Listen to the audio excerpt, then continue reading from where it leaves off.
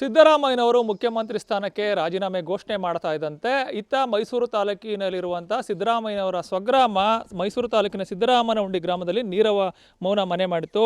ಸಿದ್ದರಾಮಯ್ಯನವರ ನಿವಾಸ ಸೇರಿದಂತೆ ಅವರ ಸಹೋದರರ ನಿವಾಸಗಳ ಆಸುಪಾಸಿನಲ್ಲಿ ಕೂಡ ಜನಸಂದಣಿ ಅಷ್ಟಾಗಿ ಕಂಡುಬರಲಿಲ್ಲ.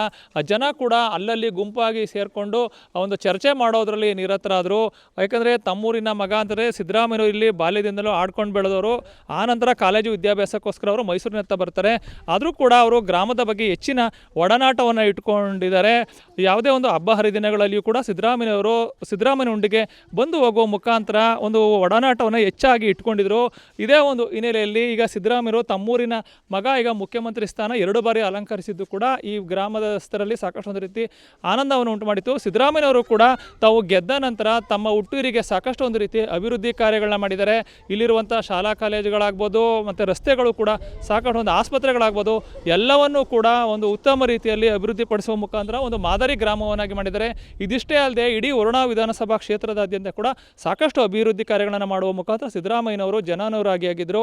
ಇದೇ ಒಂದು ಕಾರಣದಿಂದ ಈಗ ಸಿದ್ದರಾಮಯ್ಯನವರು ಮುಖ್ಯಮಂತ್ರಿ ಸ್ಥಾನಕ್ಕೆ ರಾಜೀನಾಮೆ ಘೋಷಣೆ ಮಾಡ್ತಾ ಇದ್ದಂತೆ ಸಿದ್ದರಾಮಯ್ಯನವರ ಹುಟ್ಟೂರಾಗಿರುವಂಥ ಸಿದ್ದರಾಮಯ್ಯನಹುಂಡಿಯಲ್ಲಿ ಸಾಕಷ್ಟು ನೀರವ ಮೌನ ಮಾಡಿದ್ದು ಜನರಲ್ಲಿ ಕೂಡ ಇದು ಸಾಕಷ್ಟು ಒಂದು ರೀತಿ ದುಃಖಕ್ಕೂ ಕಾರಣವಾಗಿದ್ದು, ಈ ರೀತಿ ಅರ್ಧದಲ್ಲೇ ಅವರಿಗೆ ಮುಖ್ಯಮಂತ್ರಿ ಸಿದ್ದರಾಮಯ್ಯನವರ ಇಳಿಸಿದ್ದು ಕೂಡ ಇಲ್ಲಿನ ಗ್ರಾಮಸ್ಥರು ಸಿದ್ದರಾಮಯ್ಯನವರ ಹುಟ್ಟೂರಿನ ಸಿದ್ದರಾಮಯ್ಯನಹುಂಡಿ ಗ್ರಾಮಸ್ಥರಲ್ಲಿ ಸಾಕಷ್ಟು ಒಂದು ರೀತಿ ನೋವನ್ನು ಉಂಟು ಮಾಡಿದೆ ಅಂತ ಹೇಳ್ಬೋದು. ಕ್ಯಾಮರಾ ಪರ್ಸನ್ ಅರ್ಜುನ್ ಜೊತೆ ರಂಗಸ್ವಾಮಿ, ಪ್ರತಿನಿಧಿ ನ್ಯೂಸ್, ಸಿದ್ದರಾಮಯ್ಯನಹುಂಡಿ.